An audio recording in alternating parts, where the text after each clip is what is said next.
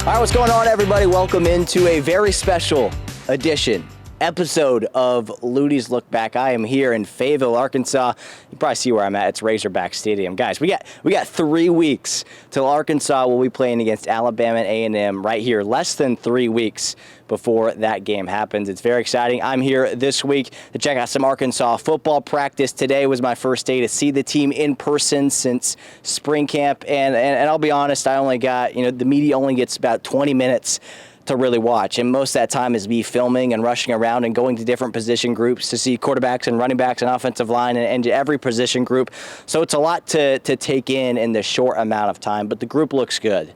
That's the biggest thing I can say. I don't want you to hear that from me just from exactly what I saw in 20 minutes. That's more my research I've done in the past few months of this team doing spring practice. Now this, seen some stuff during summer, minimal stuff during summer, and now here's the fall.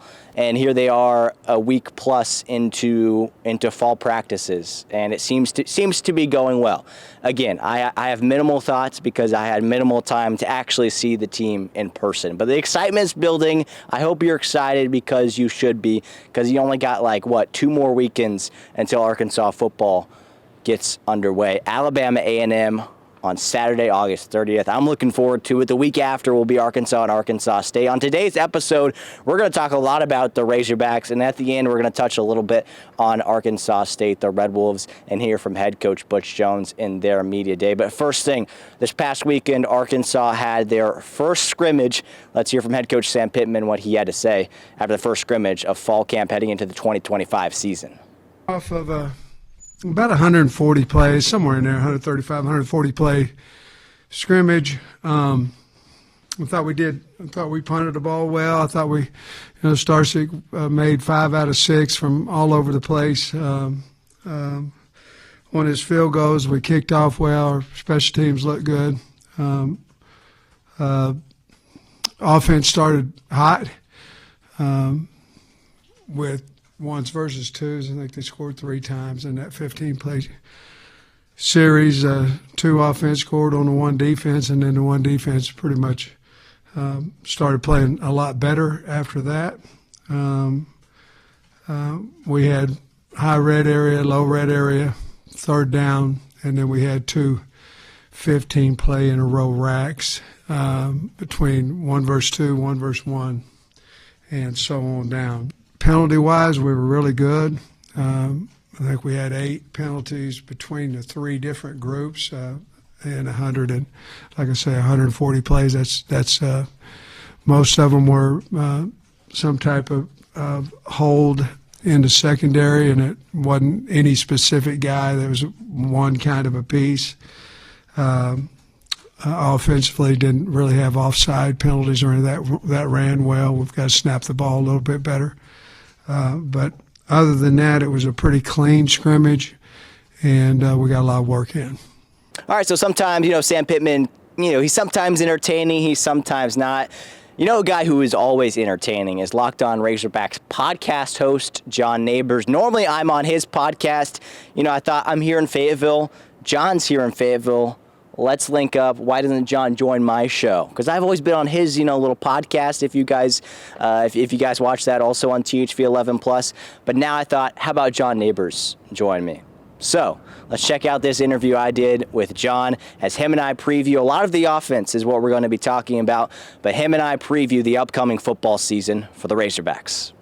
All right, as promised, it is John Nabors of the Locked On Razorbacks podcast. John, you were wearing a Locked On shirt, and then you went back to your truck, and you said, I have a surprise for you. You came back out, and you came back out in this. Is there a story behind you throwing on a jersey before you're on my show for the first time? Well, welcome. It's called Luttie's Lookback. Oh, yeah. I don't even know if I told you that. But you didn't, but it's okay. Now. That's what it's called. So thanks for being here. Tell me about the jersey. Well, it's actually a game-worn jersey from the 2007 season. Got the little SEC 75-year anniversary patch, but, I'm just trying to get everybody hyped up and in the mood for Razorback football because it'll be here before we know it, and it's going to be a lot of fun, hopefully. So it's like, hey, get in the right spirits, because when you wear a jersey, look good, feel good, play good, all that stuff. This is good. That's good because, my show's pretty casual. I texted you before we got here, and I was like, do you have any lawn chairs? I wanted to be really casual. because I wanted to sit down and chat with you. But we're standing. We're outside of Razorback Stadium. We're outside the beautiful Razorback statues where you hear the water falling and everything. Okay, but John, let's get into some of this serious matter of this upcoming football season. Fall camp, they've only been doing it for a week plus now. What are some of the big takeaways you've had so far from what you've seen? Well, the thing is it's about the mystery of so many different players that you don't know about. Yeah. I mean, there's so many new faces around here, pretty much at every position group. And it's crazy because I feel like the offense is the one unit that's replacing more of the players, but yet fans seem to be more confident that the offense is going to be better, or at least in a good shape. But I think it starts with Taylor Green. But honestly, I think it's been pretty fascinating to see the new transfers, trying to add depth, trying to be able to have guys that if somebody gets hurt, who steps up, looking at the size, the speed. Have you gotten bigger on the offensive line? It's really just about measurables at this point. Yeah. And as time goes on, as we get closer, got to keep everybody healthy. But to me, it's a team that at least looks like an SEC team. Yeah. What that means on the field, I guess we'll find out. I think that's what you want at this point, and it's fall camp. We're not gonna, especially us as the media, we have like 20 minutes every day, if that, to watch some of the practice. So it's not much that we're really seeing that we're able to get a viewpoint of what this team will really be like.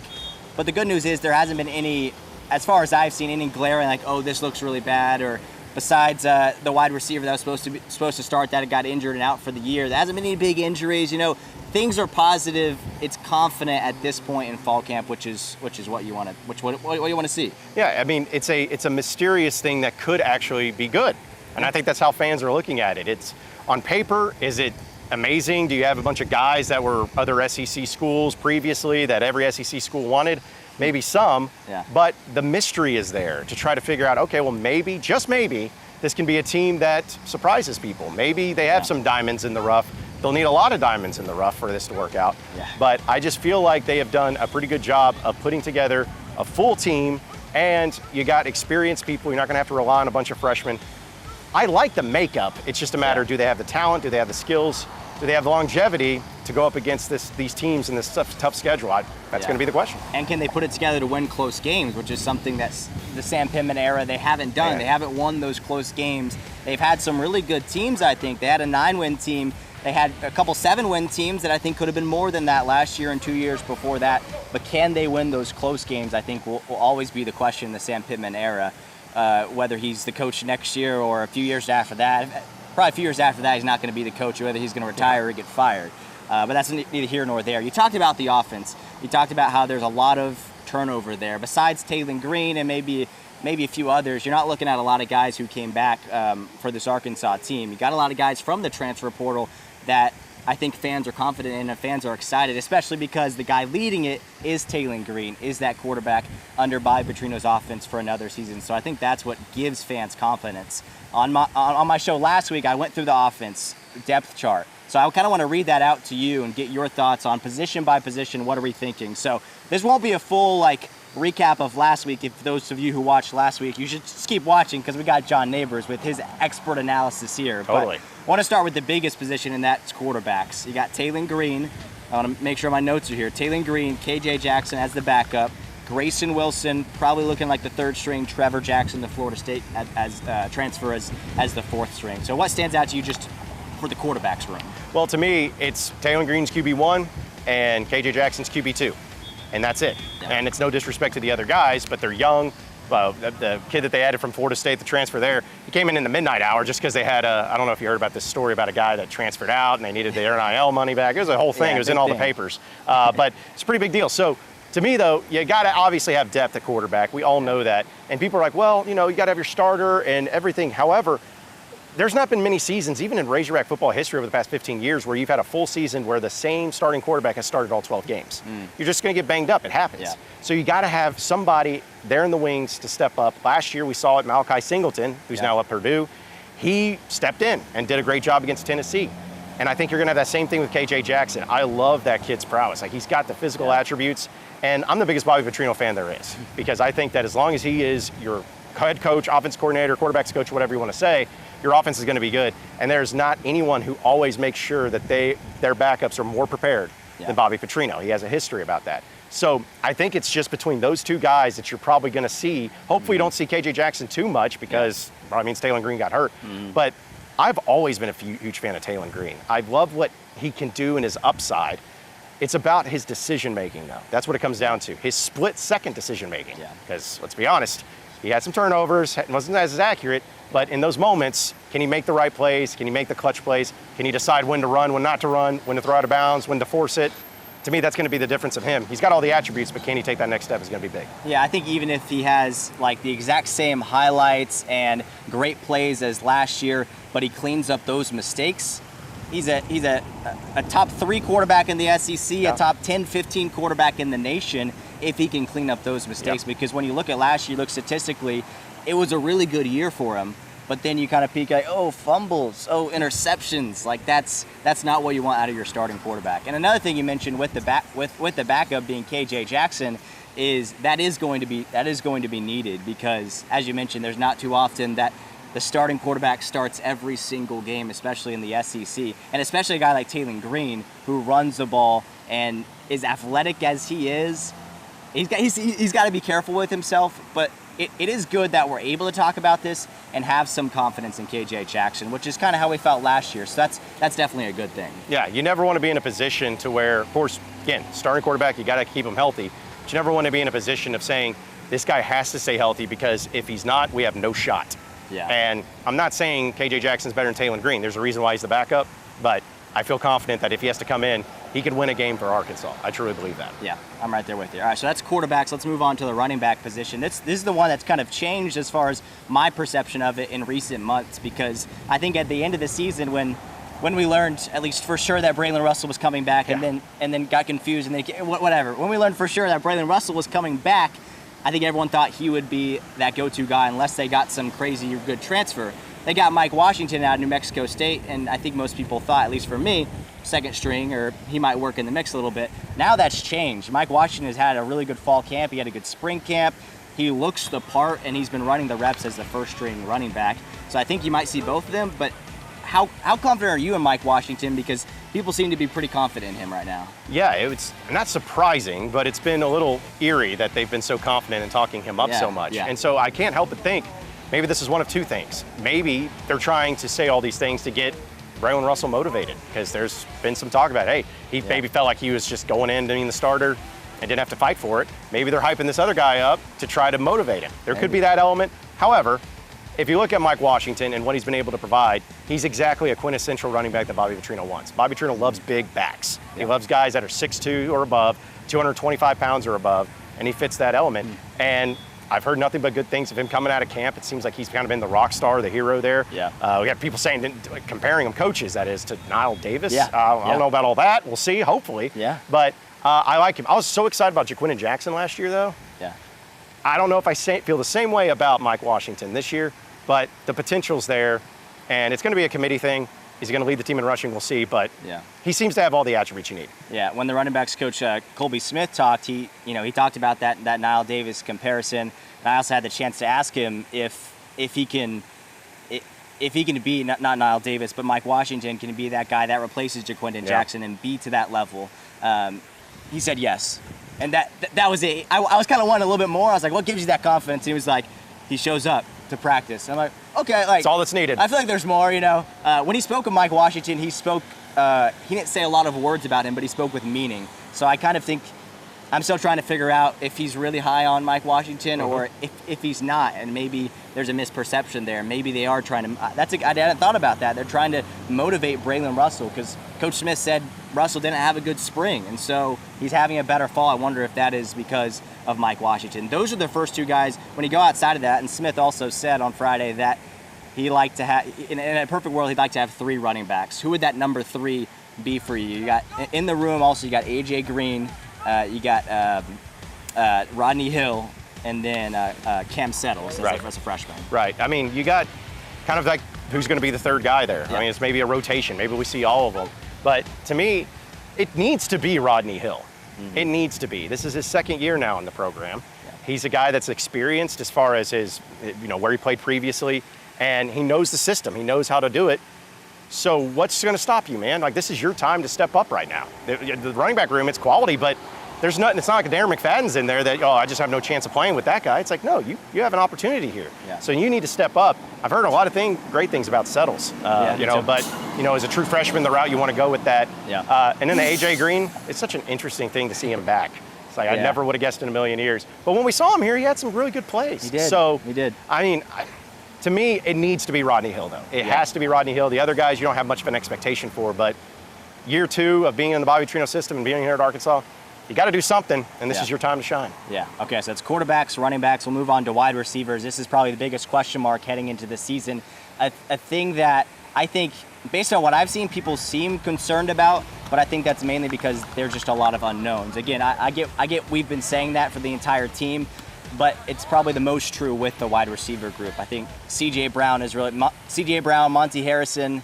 I can't think of any others who are returning to come back for this year on this wide receiver team. So what stands out to you about who they brought into the portal and what their wide receivers look like this year? Well, I think you could make an argument that the greatest addition that they made from the portal was Omega Blake, the wide receiver out of Charlotte. Mm-hmm. Everybody was trying to recruit him. He could have gone anywhere really in the SEC at a lot of places.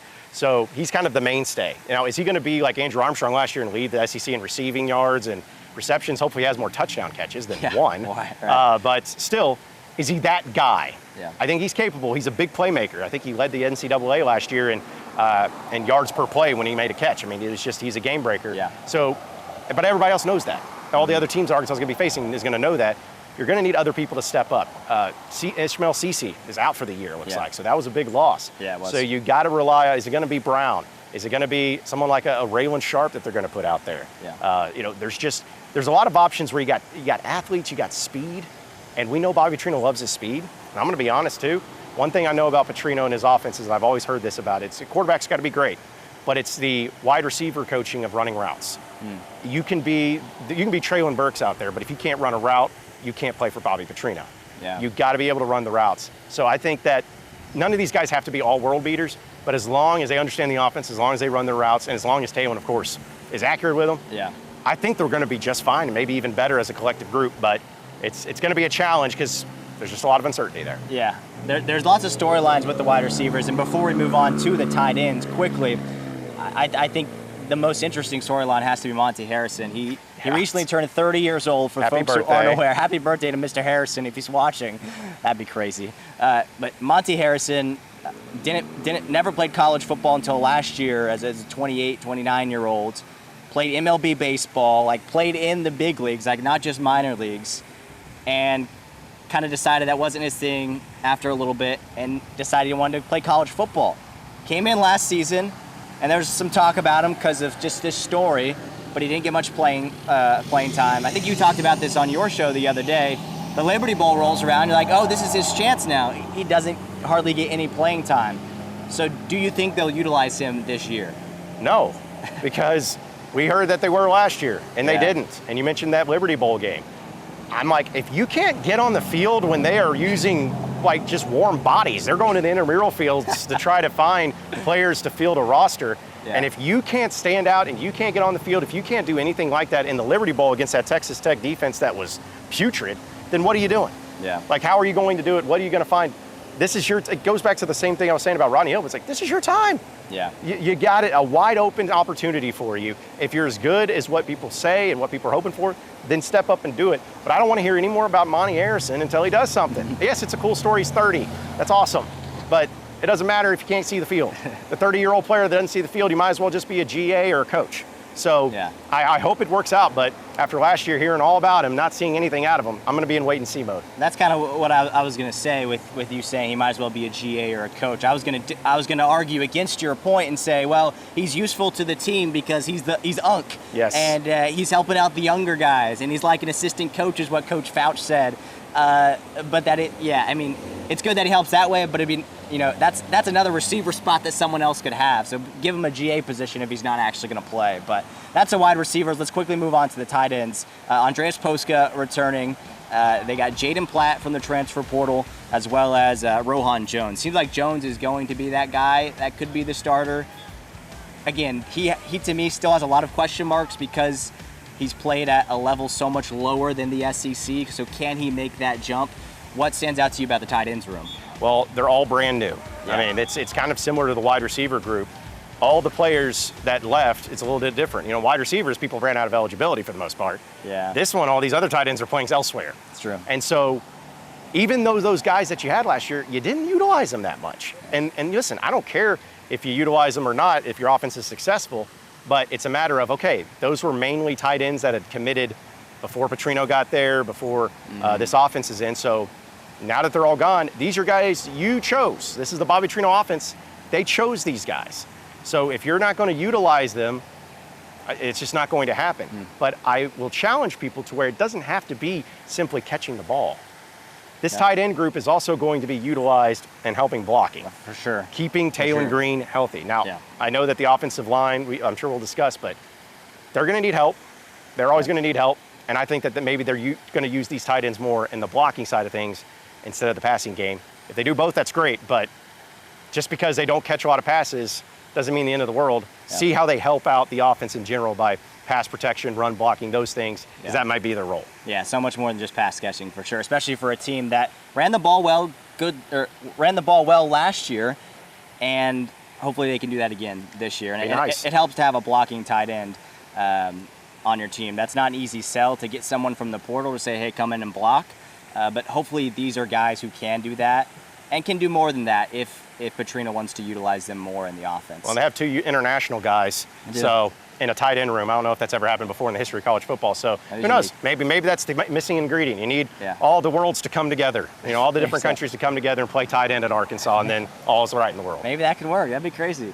Okay, final position group. It's the offensive line. I could read a list of every single one of them.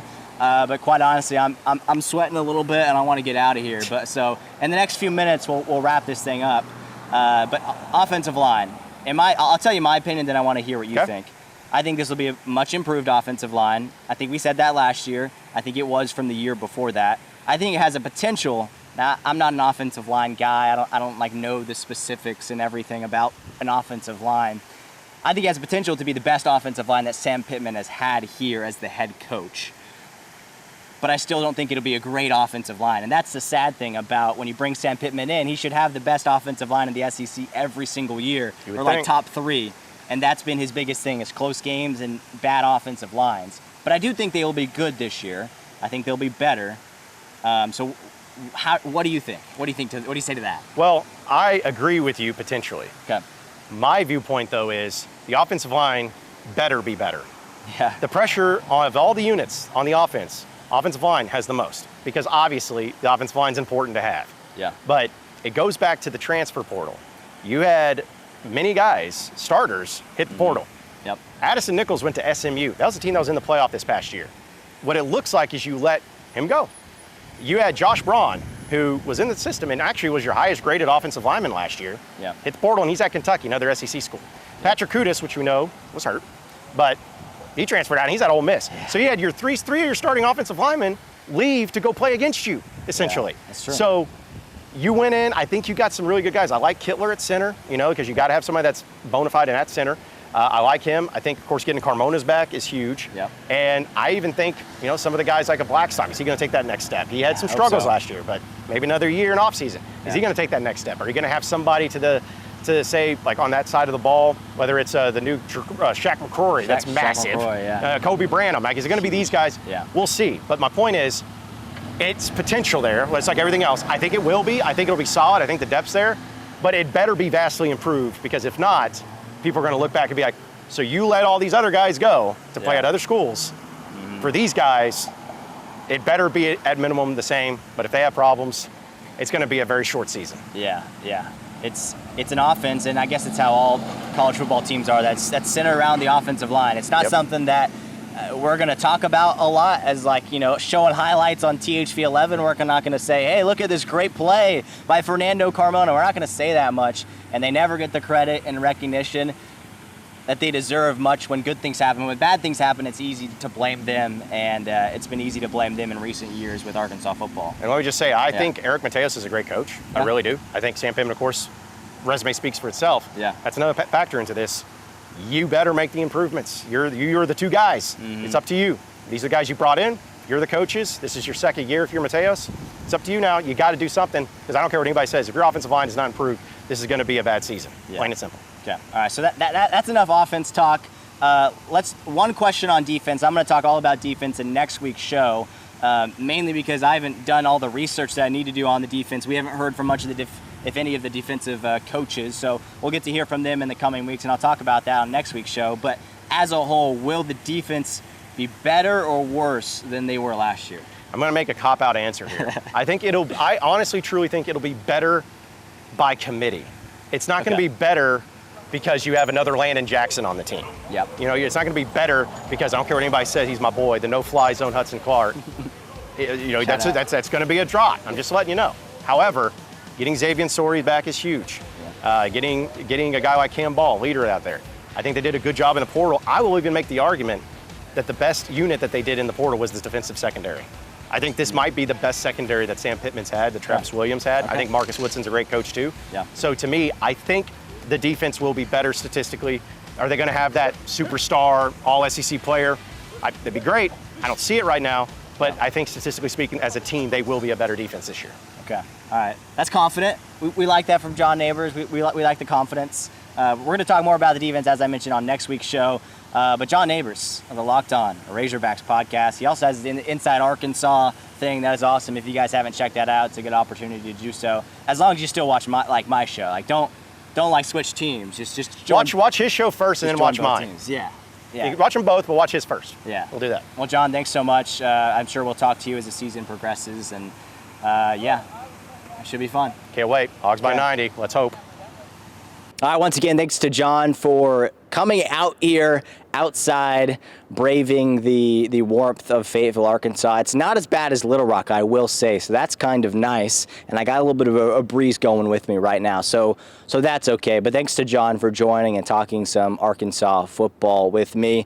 Hopefully you feel a little bit more informed on what's going on with the Razorbacks heading into the season. Again, just like two or 3 weeks away from opening weekend for the Razorbacks and Alabama A&M right here in Fayetteville. So that's the Razorbacks. The team that they'll take on in week 2 is Arkansas State. Red Wolves and Razorbacks, it's going to be a fun one. I think the Razorbacks definitely have the edge, but I do think the Red Wolves will be a good team this season, especially a really good offensive team. Defense, I'm not so sure, but offense, I'm pretty confident they'll be good with Jalen Rayner back under center for the Red Wolves. Arkansas State had their media day late last week, so here are some of the best sound bites and clips from Arkansas State's media day. I can't sit here and tell you right now what our identity is. We're still in the infant stages of building what I call collective cohesion and being 11 for 11. We're building our identity, and we've had 6 practices, but when you look at it, 4 in some type of pads in terms of shells or full pads. And so we're still building our identity, and it's going to be work in progress. I think this team is going to continue to be work in progress, not just game ready against SEMO. I think for us, the whole key to the drill is to continue to grow and develop throughout the course of the season. Definitely. It's a lot of ups and downs, of course, positives, and then things to learn from and grow from. I see a lot of new faces making plays. I'm super excited for the new guys we have, and then, of course, the returners that we've already had here. They're doing what they're supposed to be doing, kind of taking the new guys under their wing and bringing everybody along to play how Arkansas State plays football, and playmakers all over the field on offense, and then the defense is looking great, challenging us every single day. Well, there you go. There is Arkansas State. Some things that you need to know from some of the players and head coach Butch Jones at their media day. Just like the Razorbacks, they're a few weeks away from starting their season. It's getting close, folks. Football season is here. I got a great breeze flowing my way right now. That'd be nice if we keep that breeze, keep up this beautiful weather throughout the fall, throughout the football season. But it's going to be really exciting. That's going to do it for this week's episode of Luttie's Look Back. I promised on last week's that we'd talk defense this week. Slight change of plans. We talked with John Nabors, so hopefully that was pretty cool. We'll do defense next week. We'll break it all down for you on next week's episode of Luttie's Look Back.